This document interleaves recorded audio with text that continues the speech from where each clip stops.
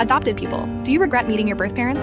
Yes and no. For years, I had been tirelessly looking for my birth parents and wondering why they left me out in the streets. I grew up getting teased by kids about not having parents, which made me all the more desperate to find her. I wanted to be angry at her, yet I also wanted to receive a warm hug and apology for everything. I finally found her through a DNA ancestry check, and she was everything I imagined a mother could be, or so I thought. I remember knocking on her door, and when she saw me, her entire attitude shifted to something fearful and cold.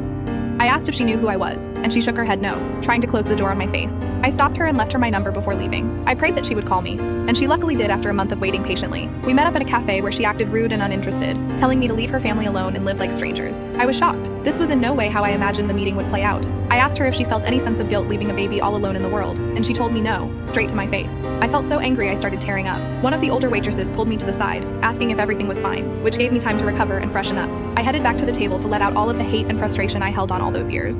I stayed at the cafe, crying silently in the corner of the room. The waitress waited for me to calm down and let me vent to her after hours.